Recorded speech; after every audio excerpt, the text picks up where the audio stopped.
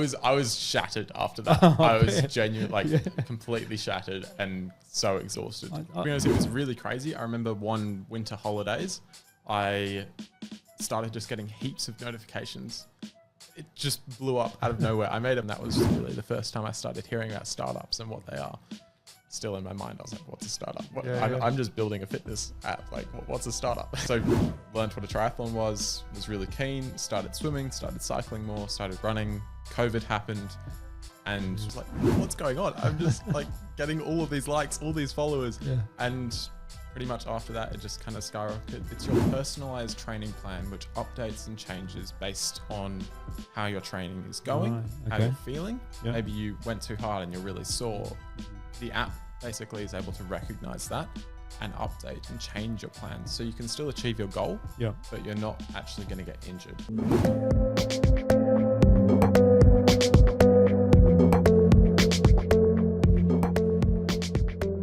Arthur Hinton, welcome to the Fail Wisdom podcast. Thank you for having me. Excited to be here. Yeah, I'm excited to have you. And so I've interviewed Keriana King before, and you are co-founders with her on Active Mate, which we'll get into a bit later. And we're here at the beautiful Fishburners podcast studio. You can't see by looking out the window to the beautiful Wynyard Park there and a few tall buildings on quite a nice winter's day. It's a pretty nice day. It's much nicer than Melbourne. So that's where you're from, right? So you're up at the moment in Sydney. So it's great that I've caught you today. I'm really keen to interview you. Obviously, you're a young guy, and you've done a lot already in your life, starting at school as an entrepreneur. But look, I'll let you tell the audience about that. So tell us a bit about yourself and how you got started in this whole startup world. Sure. Well, it's interesting. I never really thought I wanted to get into startups. Mm-hmm. I kind of just started building businesses and started building things throughout my whole life. I didn't even know what a startup was really when I first started building things. Yeah, join the club. And that tends to happen the whole time. I just kind of start building, and then I work out what things are later on. So the first thing I really started building was when I was 14 years old, was a social media page, which ended up growing like crazy, ended up getting it to like 50,000 followers and selling it for literally nothing. So what was it? Like, can I guess, being you were 15, were you? 14 and 15. 14, and that time, was it a gaming page? No. No, okay. It was actually a teenager posts page. Okay. Which it actually wasn't my idea. I started it with someone else as well. He came to me and he was like, "Oh, do you want to start this thing? It's a teenager posts page." And my first response was, "What's teenager posts?" And basically what it is just like relatable memes of what teenagers go through, basically. It would have been the early day of memes. Yeah. It's like when they first started, no? Yeah. Super early days of memes, super early days of like social media as well. So growing it really fast was definitely new and interesting, and I didn't really know what I was doing, but I was just taking action, basically. Yeah, that's really interesting, because a lot of the time that's what so many people say. Just get out there and do, and learn from your mistakes, from your failures, etc. So that was highly successful. It sounded like 50,000 followers, right? Yeah. Was that when you say it was a web page? So it wasn't like followers on Instagram or Facebook? So it was Instagram. It was actually all on Instagram. And it was, to be honest, it was really crazy. I remember one winter holidays, I started just getting heaps of notifications. It just blew up out of nowhere. I made a post and I was with my friends and I was just like, what's going on? I'm just like getting all of these likes, all these followers. Yeah. And pretty much after that, it just kind of skyrocketed. What was that post that made it take off? I don't know. It would have been one random teenager posts. Right. And at that time, hashtags were like the thing and hashtags were working. Yeah. So, yeah. We'll come back to that later, because social media obviously is huge now, and there's a huge amount of competition, probably more so in those days. But we'll talk about that later and see if we can get some ideas from you about being successful on social media, considering you have been already. So, yeah. Okay, so that was at school, and then you had some other project at school? Yeah. So when I was about 16, I was sitting in maths class with a friend, and we started talking about the school tuck shop or canteen. And we started talking about how the soft drinks were ridiculously priced and super expensive. And we looked at Woolies and realized that we could buy a 24 pack for basically like $24, I think, at the time. So it was $1 a can. And then we're selling cans at school for $2. I was making good profit at that time. Good pocket money in those days, no? Yeah, it was really good. And then I spent that pocket money on the tuck shop or the canteen. So you seem to have like an entrepreneurial spirit from an early age. Yeah, which I do have to preface, I didn't realize. I didn't even know what I was doing. I was quite literally just taking action, trying things out and seeing what worked and didn't work and learning really good entrepreneurial skills, which is what I realized later down the track. Yeah, and I think people don't realize that. Like we talk about failures and there's like some startups that fail, but the skills you learn while doing it, you have to do so much. Like if you compared going into the corporate or some job and you just got one role, you do a few different things, but in startup world, you got to do everything, right? You learn really quickly and you learn so many different skills. Like they say, the octopus with 8 tentacles doing all this different stuff at the same time. So how old are you now? 23. 23, and you've done so much already. So I guess that really boosted your entrepreneurial skills at that time. And so what happened after that? So after that, it basically ended up slowly dying because... The drinks or the... Yeah, the drinks. Okay. I lost the passion for like the Instagram page and then sold it for nothing at that time because Instagram pages weren't going for anything. Right. And then the drinks basically slowly died off because some teachers were getting quite suspicious because my locker was filled with soft drink cans and I'd carry my bag around everywhere instead of... They should have been applauding you, You should have been giving classes on, how to make money or being an entrepreneur. Yeah. I don't have much of a response to that, unfortunately. I guess it's, you're taking away the income from their canteen, I guess. So, yeah. And then the next thing, I took probably two or 2.5 years off really trying to start anything, which is when I was going into year 11 and 12. Yep. So I was kind of focusing on school, focusing on studying, and just kind of let my entrepreneurial spirit just fester. You wouldn't say chilling, because if you're doing HSC, there's no chilling in that, is there? It can be stressful. It probably wasn't with chilling, but basically 2 months after finishing school, I started looking at different ways to make money. I was working part-time, like in casual retail jobs, and I was just like, how else can I make money? And I started looking into drop shipping and started trying to drop ship, selling like scratch maps on Facebook Marketplace. Okay. Ultimately not successful, but ultimately taught me so much. There you go. Yeah. So that was really valuable. Then So what did it teach you?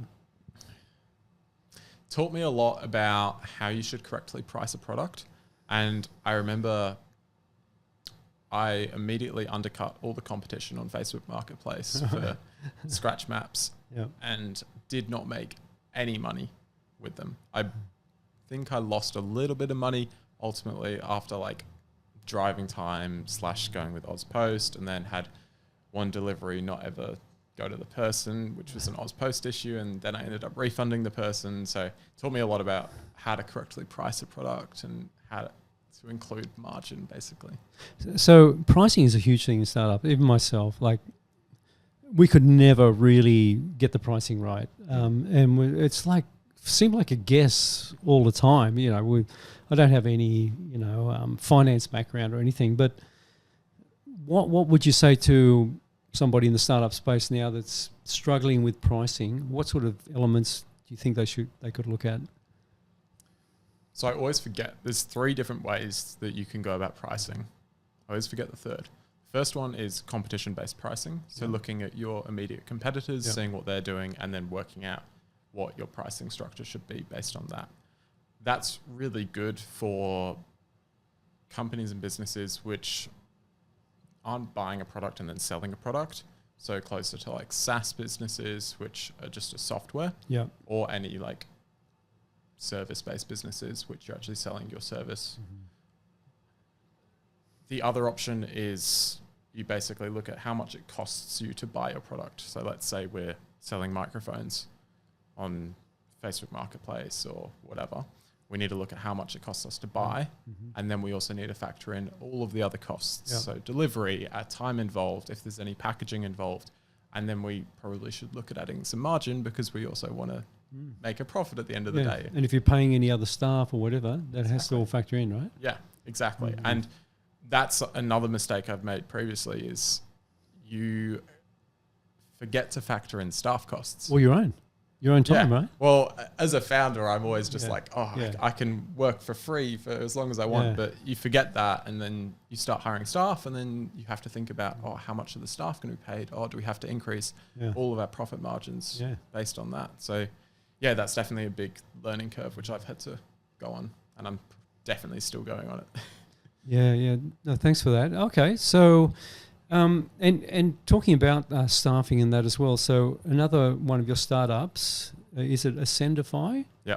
Ascendify. So that's helping businesses, small business, medium business, etc., SMEs to get staff, right? And I think it's particularly relevant in the startup space because usually you don't have a lot of money. People might have been bootstrapping, using your own money. Others, they might get investment, and you just got to be really careful. It doesn't run out. You need to do what you need to do. And so, as I understand it, you're using people over in Indonesia. Is that right? Yeah. To be honest with you, about 10 years ago, I was with a business group, and they were promoting people working in the Philippines. And at first, I thought, oh no. And then after it sort of came around to us, particularly when I had a startup, because we had 3 people in the Philippines that were brilliant. I'm sure the same in Indonesia. And you're paying them a good wage for there, right? But it may not be here, but there they make a good wage. But here, and your startup can survive longer, and you can possibly have more people here as well.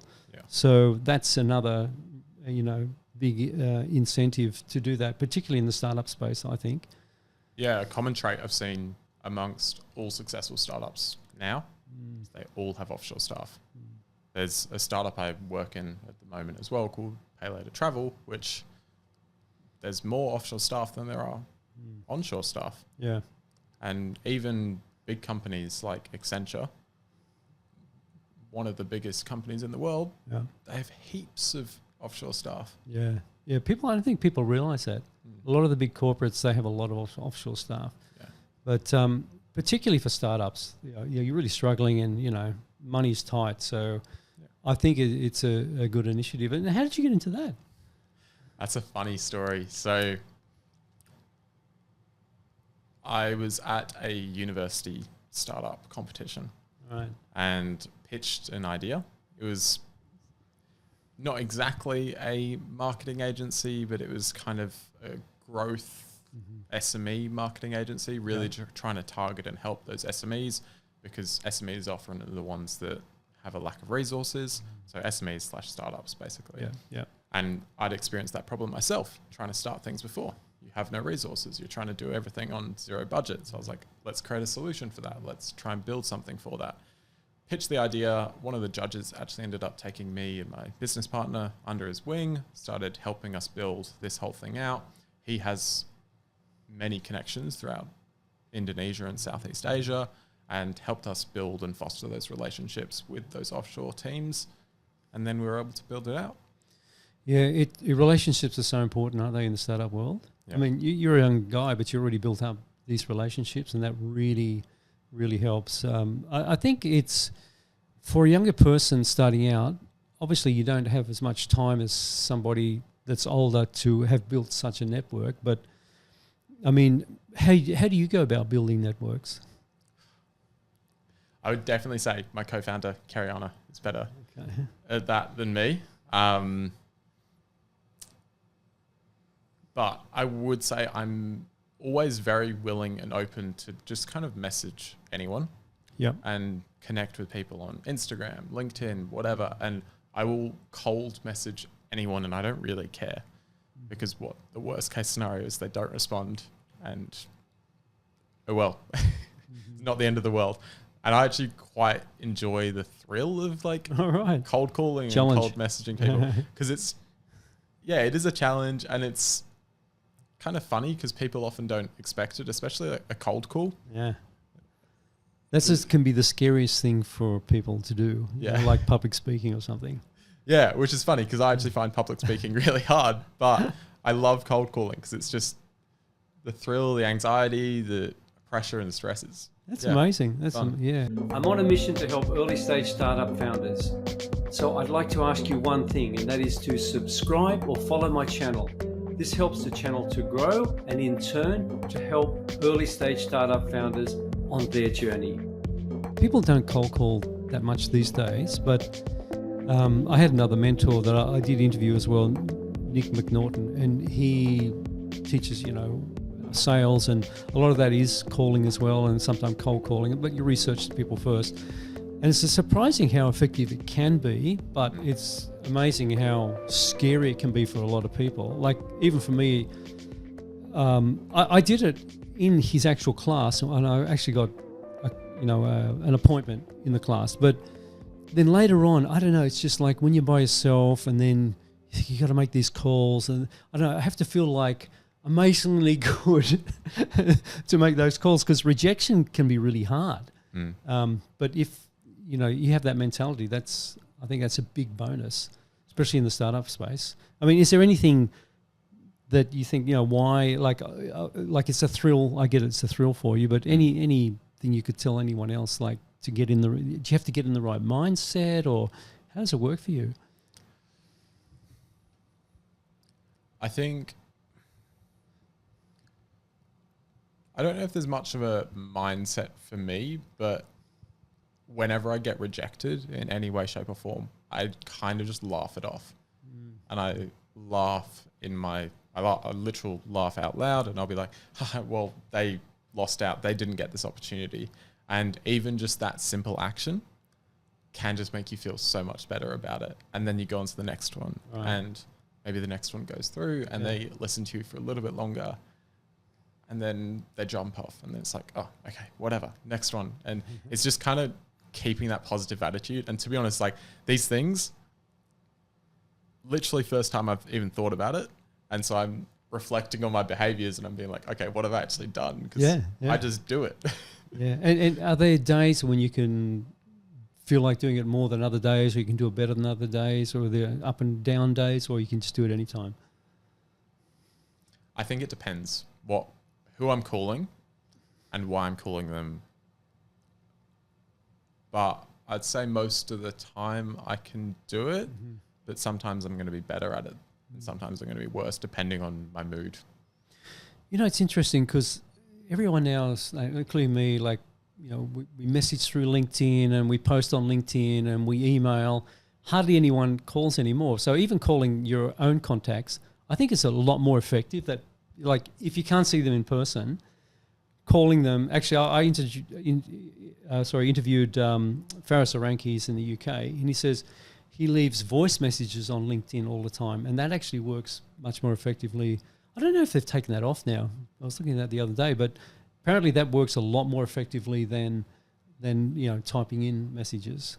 I haven't tried that, and I really want to try that, because I constantly call my friends. Like, I'm awful at texting, but great at calling. I'll randomly call. You're old school. Yeah, it's really weird. I leave voice messages for people. I mean, this is a phone, like, I'm not going to talk to somebody on it. Like, just text him, mate. Yeah, I don't know. I find I'm able to convey my points a lot quicker when I'm on a call, whereas texting, you just end up getting bogged down in a bunch of different messages, and you can get distracted so easily. Oh, God. Yeah, sometimes I'm just, like, overwhelmed with them, like emails and texts. Yeah, you can get lost in it as well. I think a good, talking with someone directly can always work more effectively. So I heard that you do some small runs, like a 100K run recently. Yeah, I do a little bit of running. So tell us about that. And that's related to your ActiveMate app as well. So how did you start running? How did you get into that, and how did the app come about? So a lot of this started when I finished school. So that third business, the drop shipping and triathlons actually was the next thing. So on the last day of my year 12 exams, actually the day after my year 12 exams, I went on a 50-kilometer cycle. Right. I was just like, oh, I'm bored. All my friends are still doing their exams. What can I do to entertain myself? And I just went for a bike ride and continued riding. Then 2 days later, my girlfriend at the time, she had a 3-hour exam, I think. And I was like, okay, I'm going to set the goal to ride for the entirety of your exam. I did it, ended up riding 70 kilometers. Wow. I was loving it. But were you riding before that? No. Oh, that's, I mean, I ride and to ride 70 Ks, just like that on your second day, you must be pretty fit. I was shattered after that. I was genuinely completely shattered and so exhausted. I took a bunch of guys from our startup. We went riding around Olympic Park and that. It was just 20 Ks, right? It was and one of them, he was like, when I finish, I'm going to get the bike and throw it in the river. And it took me 2 weeks to recover. That was just 20 Ks. I did the Sydney to Wollongong, just the 53K version. Took me a week to recover from that. So you must be pretty fit, doing 70 Ks on second time you've ridden. I was also 18. So we have to give that 18-year-old. I'm just a little bit past that. So then did a couple of runs as well. And I remember one really hot day, I did maybe like a 20K ride, and then I did a 3K run. Yeah. Where I got home, I was bored, and I was like, oh, I'm just going to go out for a run now, just to challenge myself. Yeah. And did it. And then maybe a couple of days later, I had a mate message me saying, hey, you should do a triathlon. My response, what's a triathlon? What's a startup? What's a triathlon? Exactly. Common trend of me just going out and doing, not knowing what I'm doing. Yeah, just do it, eh? Exactly. Yeah. So learned what a triathlon was really keen, started swimming, started cycling more, started running. COVID happened and basically pools closed, and took me a while to basically get up to the level of being able to feel confident enough to do a triathlon, because swimming was definitely my weakest leg. So there was a big hurdle there of being like, am I actually going to survive if I do a swim, bike and run? Yeah. So during that first COVID winter, I decided to really get into running. And I remember doing some charity run. It was the May 50K or something, where you basically had to run 50 kilometers throughout all of May. And at the time I was already doing that. Yeah. So I decided, I'm going to challenge myself and do 200 Ks in May. That was really tough. That was pushing myself way too hard. Yeah. But I did it, and it took me a while to recover after that, and a while to really get back into consistent running. And I think maybe about a year later, maybe 18 months later, I did my first triathlon. And just before doing that first triathlon, I remember training and thinking, I quite literally have no clue what I'm doing other than going out, running as hard as I can, cycling as hard as I can, and swimming as hard as I can. And after every single workout, I was completely exhausted. Right. Completely exhausted. And my body hurt. I just didn't really know what I was doing. I think there's some science around now that is saying that it's great to do a lot of cardio on that, but if you overdo it, it can have counter effects, no? Yes. You can get injured depending on basically how much of a base you've built up. I will get into that. That's an interesting point to get into. Yeah. But during that time when I was just about to do my first triathlon, I was thinking, do I get a coach to make sure I can actually complete this triathlon? Because genuinely I was really worried about the swim. I had no clue if I was going to make it through the swim. And if I just made it through the swim, I was like, okay, I will survive because I know I can ride a bike. I know I can run. Yeah. But how far was the swim? I think the first one was 750 meters. Okay. So not that far. But still, it's quite a few laps. And if you're not right up for it. And it was open water as well. So it's harder. Yeah. With your head up, right? like through the beach. Yeah, exactly. Through the beach with a bunch of people as well. So I was worried about getting kicked in the head. I'd heard so many horror stories of people being kicked in the head. And I was like, oh, what if I get kicked in the head and I get knocked out and drown? That's a real risk. Like surfers as well, they get hit by the board. Exactly. So genuinely is a risk. And I started looking at coaches and realized that I quite literally didn't have the budget to hire a coach, which can cost you up to $100 an hour. Ooh, exactly. Yeah. Expensive. So started looking to see if there were any free options, because as a uni student, don't have that much money. Yeah, of course. And found PDF plans, like basically an Excel sheet of just being like, you should do this. That sounds exciting.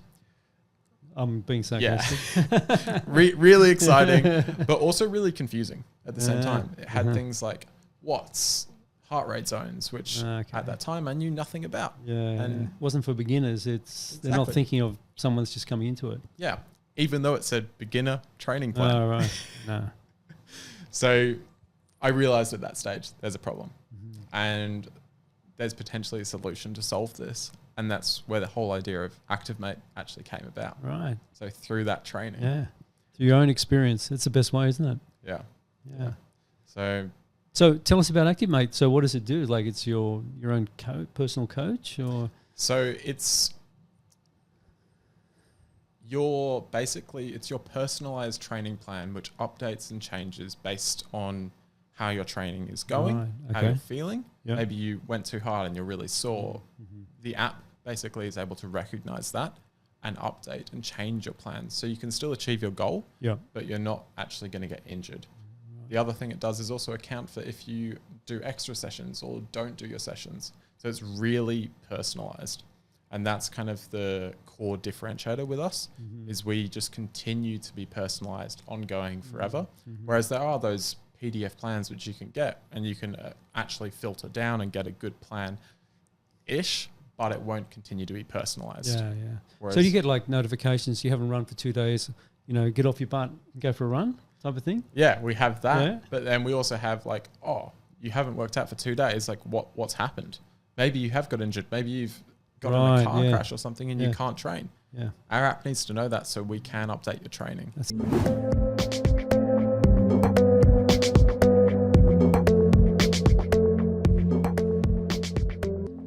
How have you been marketing that? So obviously, like it's from your own experience. Then did you also get some sort of market validation as well? And how did you go about that? So I went about this in a really interesting way.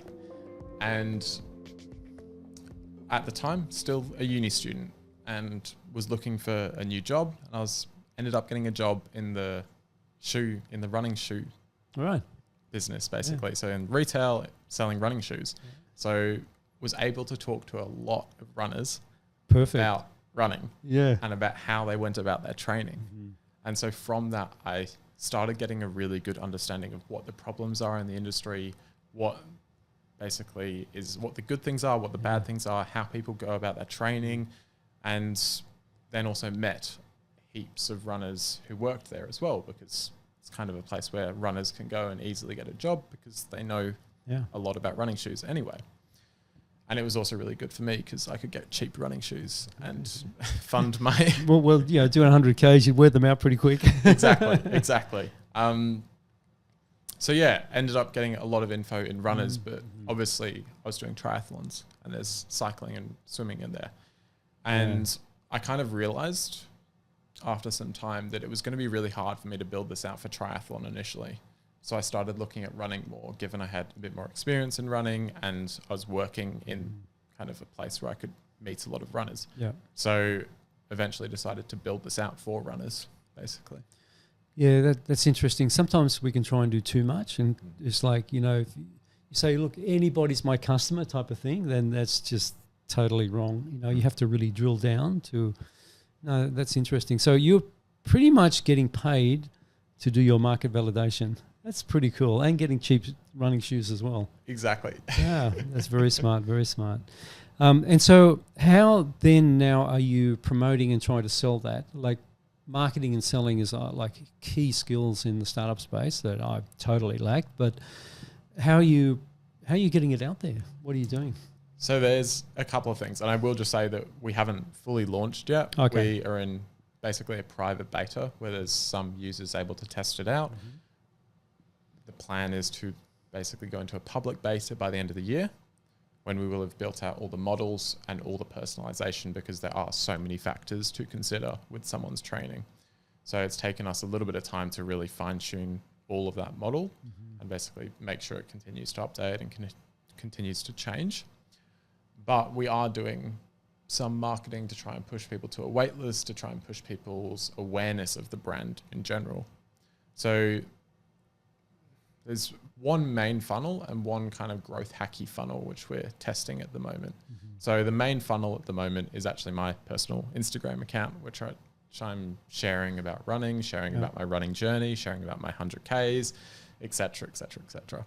And the growth hacky thing, which I actually really love and really invested in and really want to push it more, is through this app called Strava.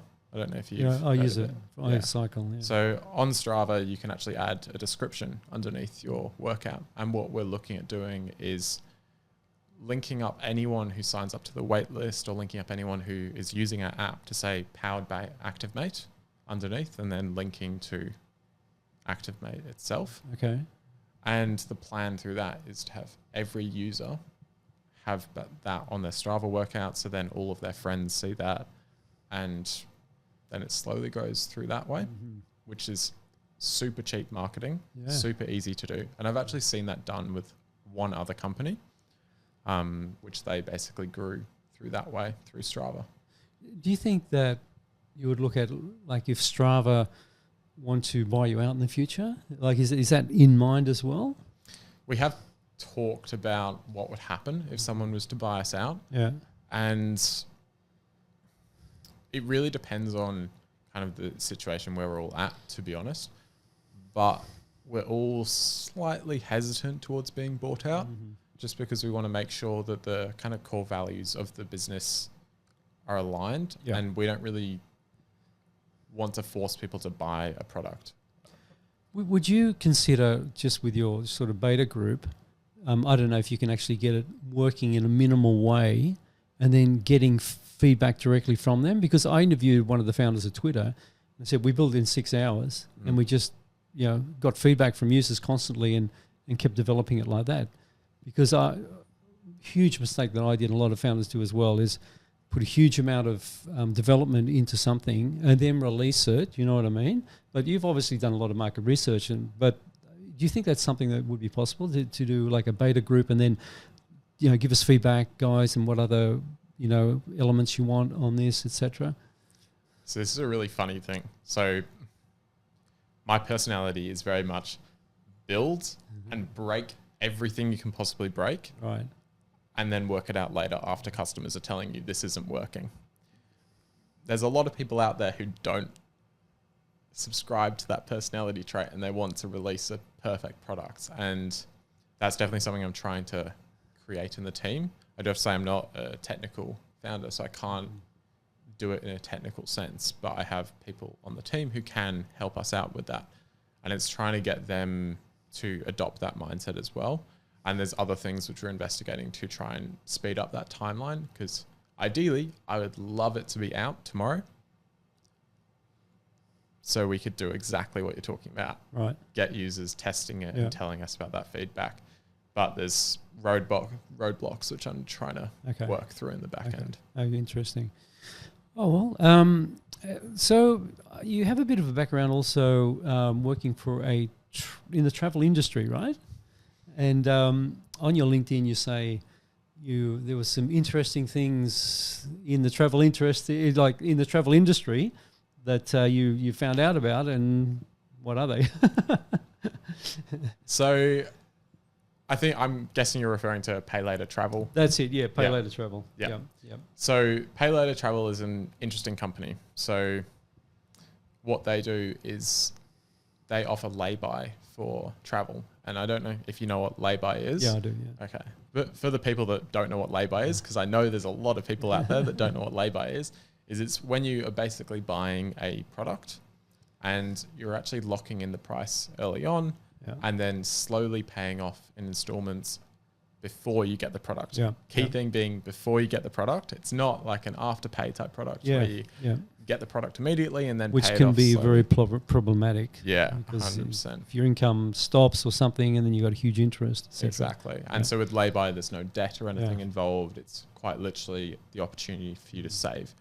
And the obvious question is, okay, why don't you just save up that money in the bank? So with plane tickets and flights, the prices are volatile, the prices change. So being able to use lay-by and lock in those prices early on is actually really, really useful. Yeah, absolutely. So I've started working with Pay Later Travel at the start of this year. And that company is super awesome, super interesting. Learning a lot in that company. So you're still working with them? Yeah, still working with them. I was actually just at their office just before this. Yeah. Okay, awesome. And also you were part of StartMate. Yep. So you were a youth coach, is that right? So yes, one of the coaches and also did the student fellowship as well. Okay, because I interviewed quite a while ago now James Tynan, who was one of the founders, I think. Oh, really? He's now gone over, I can't remember, but somewhere. But really interesting guy. So tell us about that experience in StartMate and being a youth mentor, right? So, tell us about that experience. I actually have a very funny story and journey with StartMate. I like funny stories. So I first found out about StartMate when a friend told me about it. We were grabbing a coffee and he said, the student fellowship is going to be an amazing experience for you. You're going to get to meet so many like-minded people. You really have this startup attitude. And that was really the first time I started hearing about startups and what they are. Still in my mind, I was like, what's a startup? I'm just building a fitness app. Like, what's a startup?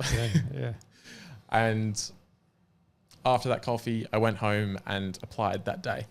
I made a quick video talking about myself. You're the just do it guy. Yeah. So you did it that day. Exactly. But did it that day. I think I did it in 3 or 4 hours and ended up getting rejected and didn't get accepted to the student fellowship. And I was pretty disappointed in myself because I reflected and I was like, look, I didn't do a good enough job. Right.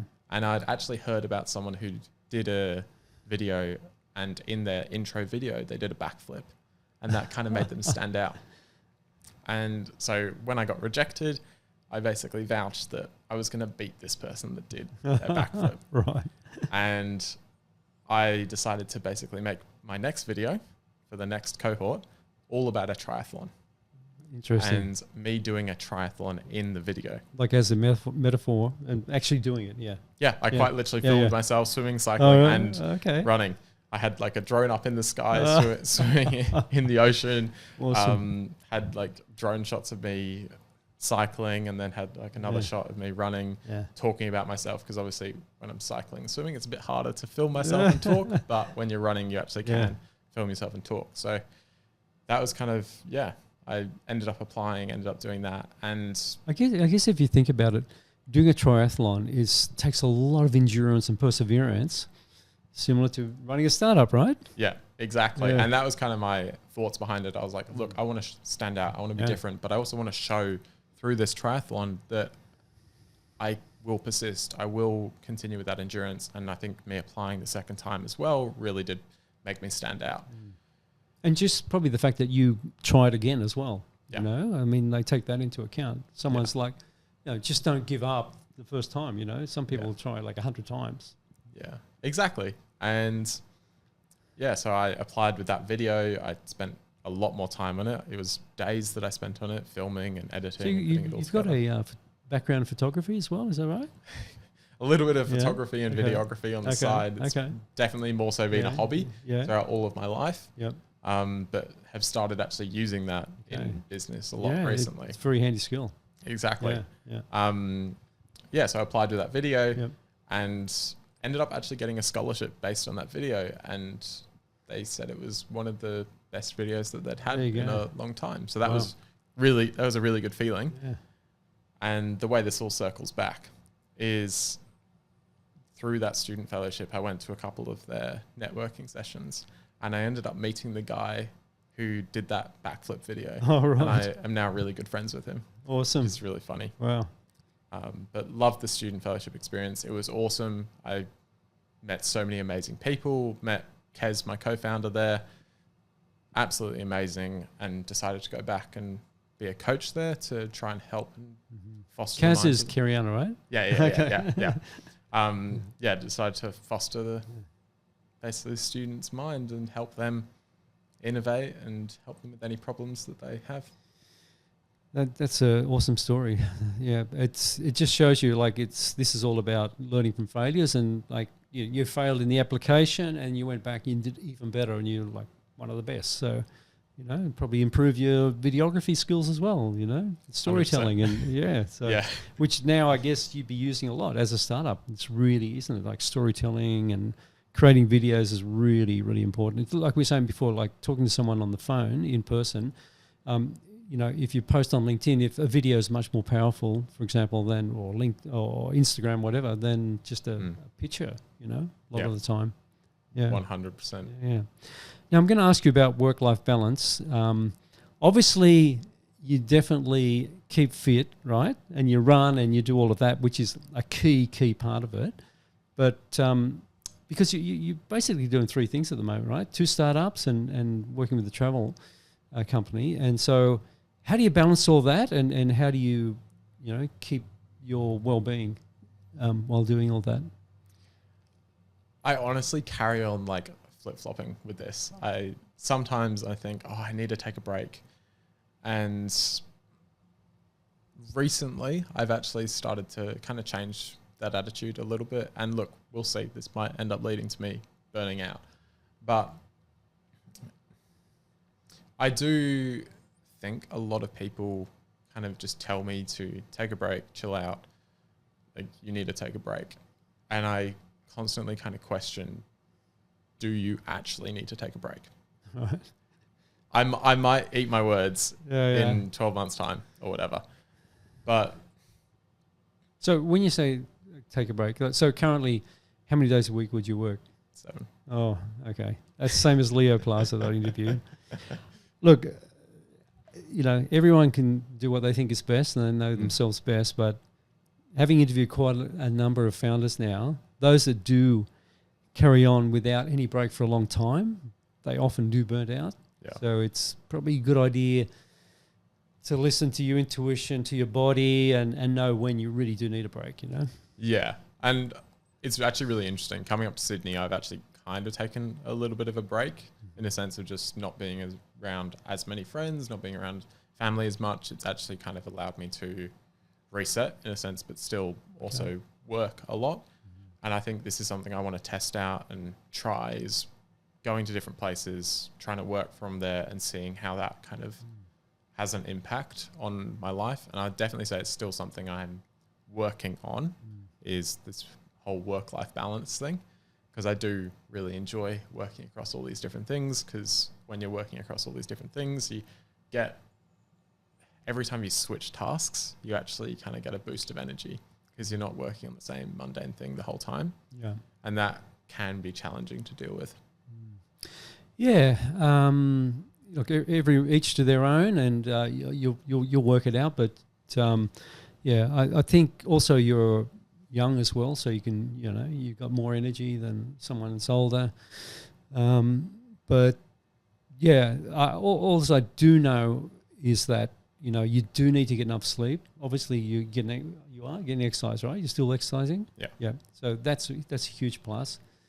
And if you get enough sleep, and then the other thing is community and friendship and, but I'm guessing you don't have a family at your age? Your own family? Yeah, no, like I don't have my own that? family, okay. luckily. Because that, obviously, if people have a family as well, they need family time and all that. But I'm sure you work it out. And so looking into the future, what's next for you? And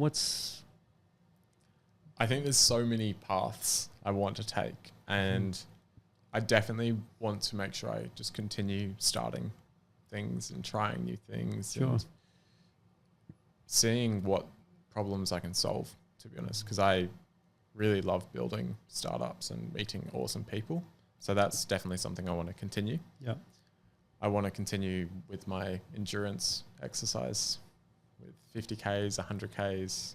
I'd love to try some like 200-mile races. That would be absolutely awesome. All right.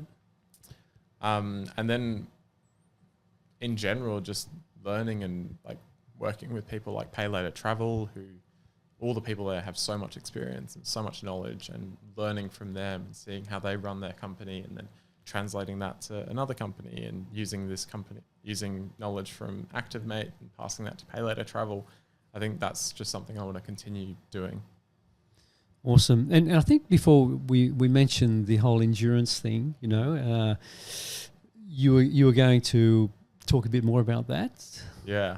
So I did a 100K run earlier this year. Yeah. So I did it in Victoria, basically half of the bay. So from Melbourne CBD to Portsea, which is right on the edge of the bay. Up towards Geelong way, right? The other side. Yeah. Oh, the other side. Oh, of course, Frankston. Yeah, okay, yeah. beautiful place to it run. Was beautiful. It was really nice. Yeah. And I actually did that for charity.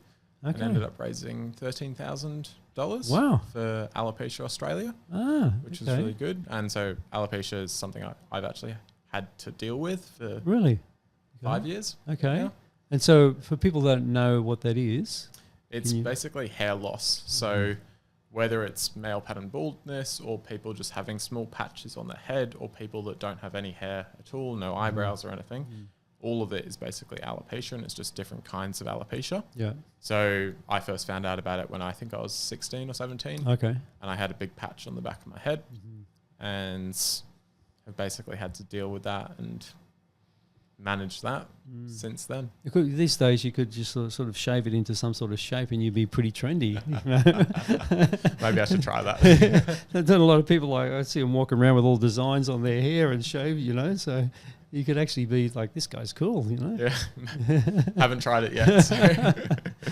Yeah. Oh, well, that's a really good cause. I have known some people with that as well. So it's a really good cause. So fantastic. Well, thanks so much for coming in. I mean, do you work? So you work out of Melbourne, but when you're in Sydney, you work out of Fishburners, right? I work out of Fishburners / the Pay Later Travel office or the Commons. Okay, awesome. Yeah, so this is the Fishburners studio, which is great that they let us use it today. And it's fantastic to meet you and talk to you, a young person with lots of energy, doing amazing things for your age, you know. So I really appreciate your time today, Arthur. I appreciate the kind words.